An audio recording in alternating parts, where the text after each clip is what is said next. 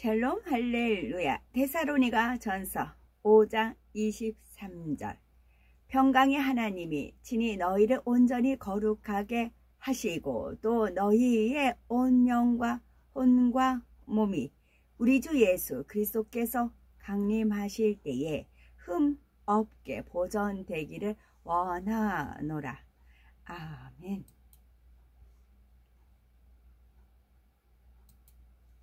1차 영혼육 네 번째, 네 가지 유형의 마음 밖과 그릇 됨됨이 살펴봅니다.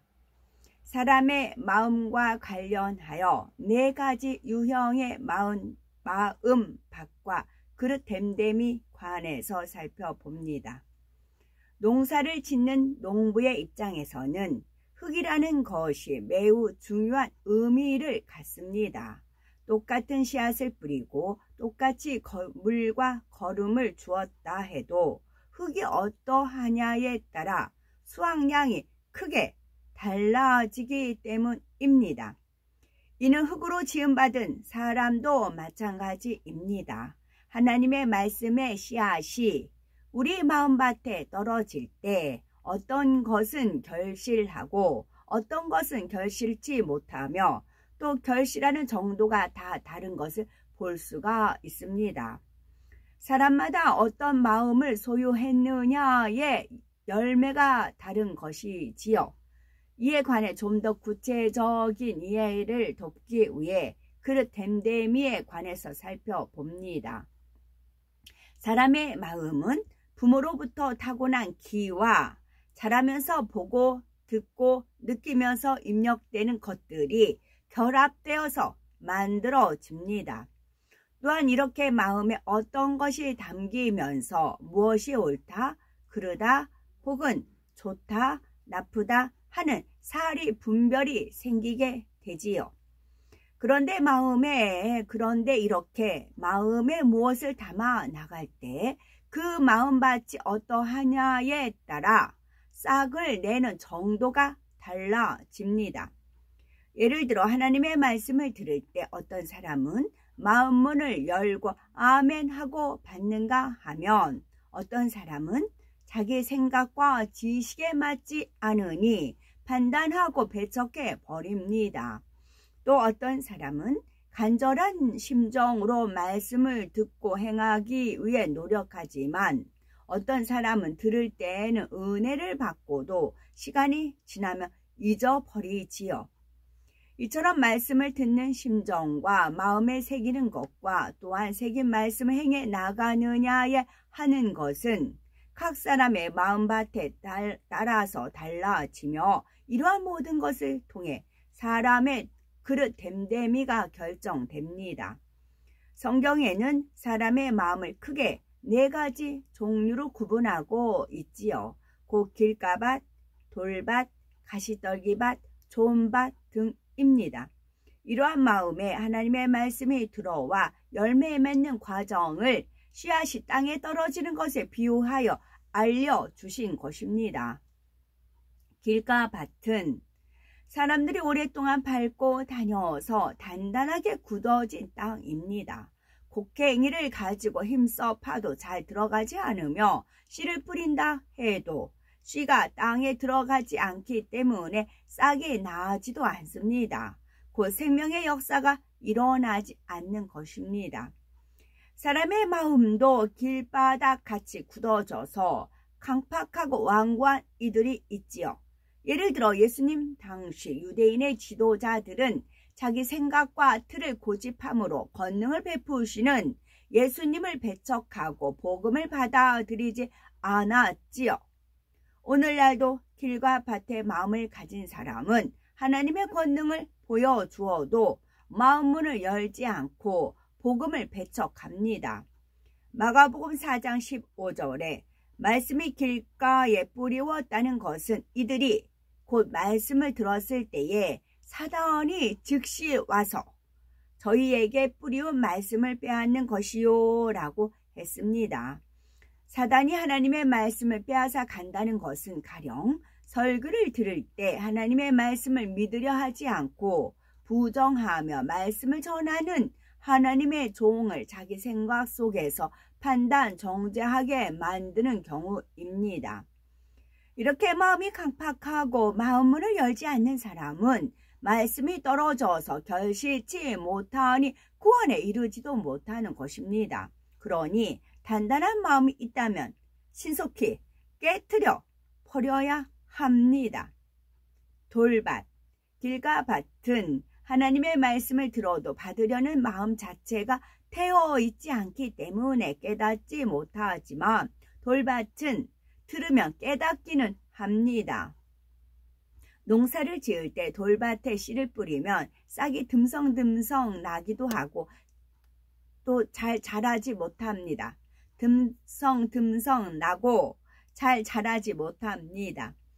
마가복음 4장 5절에서 6절에 더러는 흙이 얇은 돌밭에 떨어짐에 흙이 깊지 아니하므로 곧 싹이 나오나 해가 돋은 후에 터져서 타져서 뿌리가 없으므로 말랐고 한대로 싹이 나온다 해도 흙이 얇아서 뿌리가 깊이 박히지 못하므로 금방 말라 버리지요. 돌밭과 같은 마음도 마찬가지입니다. 하나님의 말씀을 깨닫긴 하지만 마음에 믿음으로 받지 못하지요. 말씀을 들을 때는 아멘으로 화답하고 꼭 그렇게 해야겠다 결심도 하지만 어려움이 오면 믿음을 지키지 못합니다. 또 은혜를 받을 때는 감격하고 기뻐하지만 고난과 핍박과 환난이 오면 언제 그랬냐는 듯 낙심하고 금방 돌변해 버립니다. 중심에 믿음의 확신이 없으니 행함이 따르지 않는 것입니다. 마가복음 4장 17절에 그 속에 뿌리가 없어 잠깐 견디다가 말씀을 인하여 환난이나 핍박이 일어나는 때에는 곧 넘어지는 자요 했습니다. 예를 들어 성경을 보면은 안식일을 지키라, 11조를 하라, 우상을 섬기지 말라, 낮아지라 합니다. 이러한 말씀을 듣고 행해 나아갈 때 어떤 어려움이나 핍박이 오면 믿음으로 말씀을 받지 못한 사람은 그만 힘이 빠지고 넘어져 버리고 마는 것입니다. 신앙생활을 오래 했는데도 마음이 변화되지 않고 행함이 따르지 않는다면 자기 발견이 필요합니다.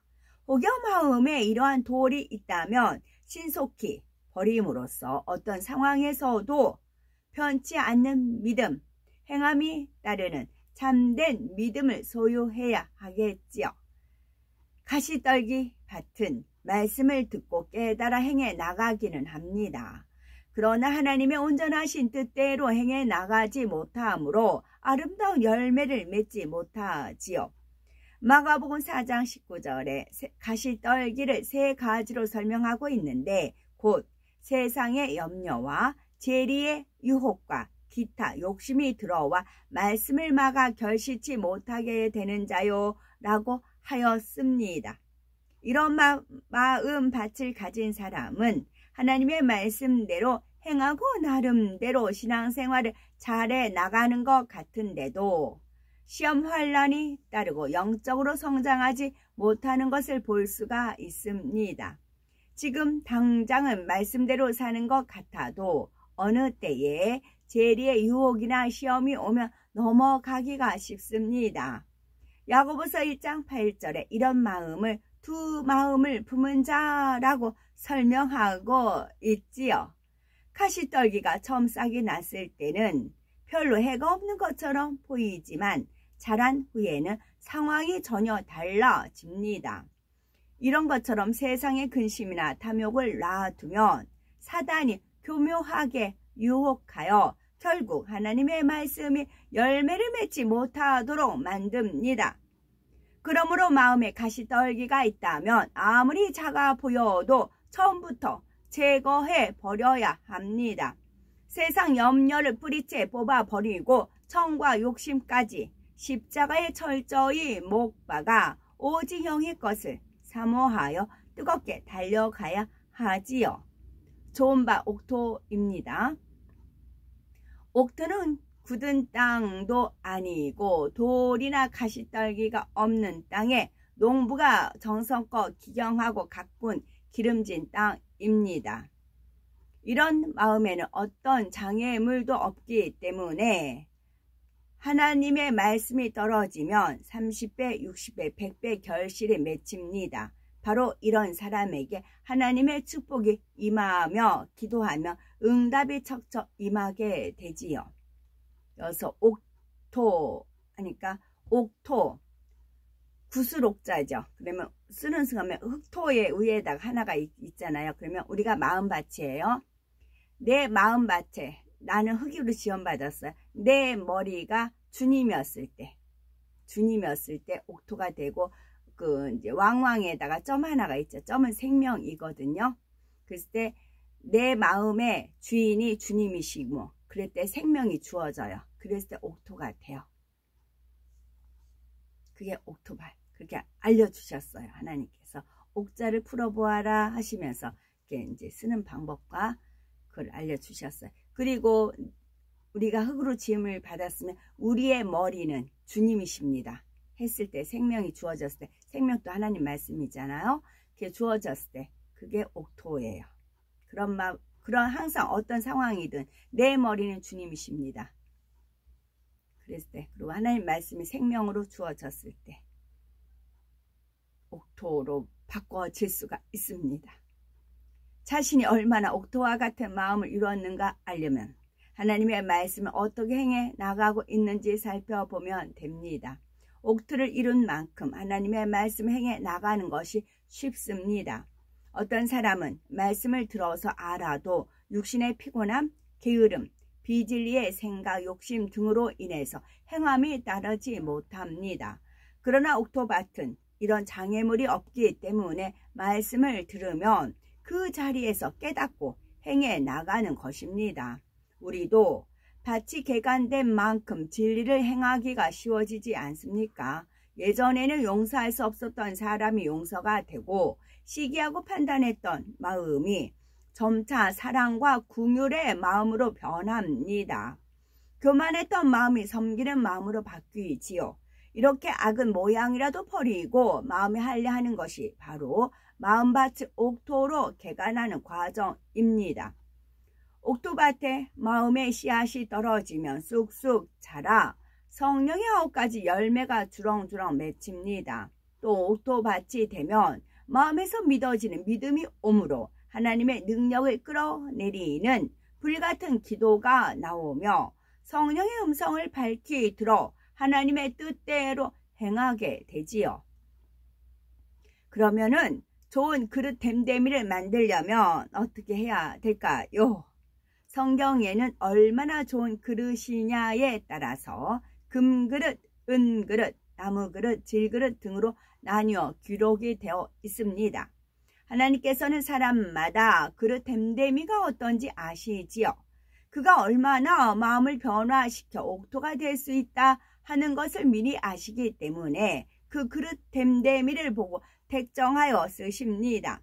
예를 들어 사도 바울의 기나 성품이 깨어지고 변화되면 귀한 그릇이 될 수 있다는 것을 아셨기에 그를 모태로부터 택정해 연단하여 쓰셨지요. 사도 바울은 예수 그리스도를 알기 전에도 율법대로만 살았고 하나님만을 사랑하는 중심이었기 때문에 주님이 직접 만나 주셨으며 그때부터 바울은 한 번도 변함없이 주님만 위해서 죽도록 충성하였습니다. 그렇다면 우리는 하나님 앞에 어떤 그릇인지요? 똑같은 장소에서 같은 시간에 같은 말씀을 들으면서도 어떤 사람은 은혜 받고 변화되는 반면 어떤 사람은 변화가 없거나 오히려 시험이 듭니다. 마음밭에 따라서 하나님의 말씀이 열매를 맺는 정도가 달라지는 것이지요. 씨를 열심히 뿌리는 것도 중요하지만 먼저는 마음을 옥토로 일구는 것이 더욱 중요합니다. 사람은 흙으로 지어졌기 때문에 마음밭을 그냥 두면 거칠어지고 잡초가 나서 금세 묵은 땅이 되고 맙니다. 그러니 우리는 부지런한 농부가 되어 열심히 흙을 갈고 기경해야 합니다. 얼마나 하나님의 말씀을 잘 듣고 또 들은 말씀을 마음 깊이 새기며 믿음으로 행해 나가느냐 하는 것이 그릇 됨됨이를 결정합니다. 말씀을 중심에 새기는 것과 건성으로 새기는 것은 현격한 차이가 나지요. 그래서 사도행전 17장 11절에 베레아 사람은 데살로니가에 있는 사람보다 더 신사적이어서 간절한 마음으로 말씀을 받고 이것이 그러한가 하여 날마다 성경을 상고함으로 했고, 히브리서 2장 1절에는 모든 들은 것을 우리가 더욱 간절히 삼갈지니 혹 흘러 떠내려갈까 염려하노라 했습니다. 그러므로 좋은 그릇 됨됨이를 만들려면 먼저는 말씀을 바로 들어야 하고 들은 말씀을 마음 중심에 새겨야 합니다. 누가복음 2장 19절에 마리아는 이 모든 말을 마음에 지키어 생각하니라 하신 말씀처럼 동정녀 마리아는 하나님의 말씀을 소중히 여기고 깊이 명심하는 좋은 그릇이었습니다. 이렇게 좋은 그릇은 듣고 깨달은 말씀을 행하여 하나님의 쓰심에 합당한 모습으로 나옵니다. 우리는 모두 하나님께서 경작하시는 밭입니다. 좋은 밭은 하나님의 말씀을 잘 듣고 그대로 행해 나가는 사람이며, 그럴 때 금그릇과 같이 좋은 그릇으로 만들어집니다. 우리는 말씀을 잘 양식 삼아서 내 자신에게 적용하여 100배의 결실을 맺는 옥토와 같은 마음을 이루는 우리가 되셔야 되겠습니다. 아멘.